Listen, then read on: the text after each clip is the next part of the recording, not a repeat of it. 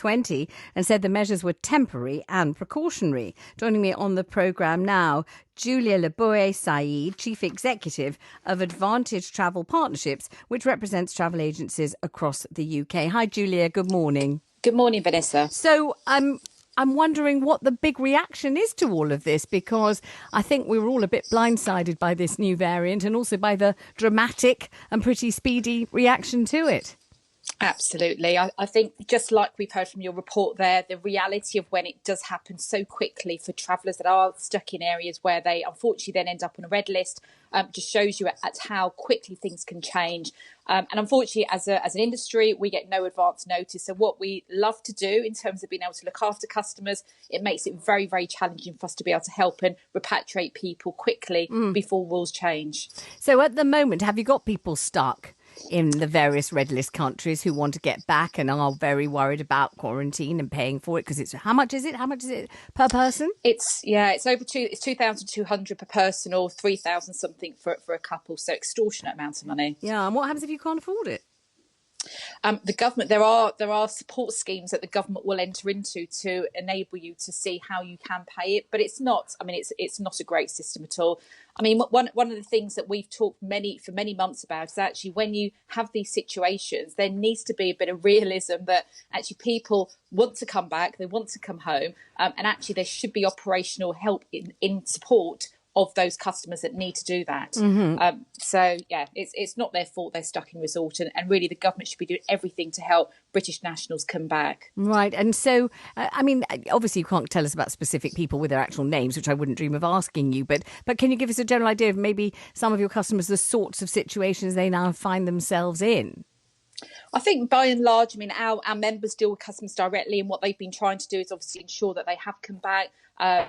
Most customers are now back. There are unfortunately the odd few that are still in resort and actually some people, Vanessa, have chosen to stay with family. Yeah. They're able to do that. Very fortunate they can do that, and they have the flexibility to be able to do that. But in the main, the real issue that we're contending with now is the new changing rules, apart from the South Africa red list that have come into play today, and helping customers through that. Right. And what about the whole, having to get now a PCR test when you come back and having to isolate until you get the result and everything else? It puts people in a very different position from the one they thought they were going to be in. And there are big headlines in the papers today saying people's skiing holidays now hang in the balance, something to do with Switzerland and regulations there. Yeah. Are you dealing with all of that too? It's exceptionally complicated, and there are many different issues. If I just take the PCR test, you have the immediate, a bit like the South Africa example, the immediate challenges of people that were away, have already booked the test they thought they needed, and all of a sudden having to rebook another test. So you've got the cost implication. But more than that, you now have a situation where when you arrive back in the UK, you take your PCR test, you have to take that within 2 days. You have to self-isolate until you get the results through. Unfortunately, the government only make available private test providers. They are not regulated. We have seen vast degrees of service from them. And unfortunately, in some cases, results are not coming back in time. So there is no choice. You are not allowed to use, unfortunately, the NHS test, which would give us a lot more comfort, enable travellers to travel in a much more, it would be much more cost effective, clearly, and comfort knowing that the test will come back in time, because they do turn those around quicker. Right. And the skiing situation? Yeah, the other challenges we have is destinations are also changing their rules. We've seen a number of those happening. Switzerland have very tough rules in place for entry.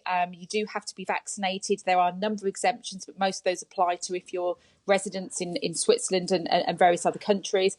But for most UK nationals, there are restrictions in place that unless you're fully vaccinated, you are unable to enter Switzerland unless you're transiting airside through an airport.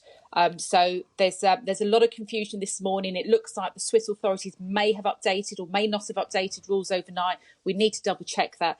But it affects anyone potentially that is transiting through Geneva, looking to fly into Geneva and head off to a ski resort. So a bit of confusion there, and we've got some time to work that through, and hopefully we can put some clarity on that very soon. One of the other things we're hearing about travel is that it hasn't really picked up, and actually, given what's going on right now, you can clearly see why, can't you? The last thing people want to be is stranded. The last thing they want to be is having to take a whole load of time off work that they weren't intending to take. The last thing they want is to be dealing with mountains of bureaucracy and trying to find the right forms, the right tests and everything else when they're away. It does detract from the pleasure and the enjoyment of travel, doesn't it? So have you found that the business hasn't picked up? Oh, absolutely. I mean, I represent 700 travel agents across the UK, and I cannot even stress to even try to with clarity determine let you know how bad business has been for them and how tough trading has been.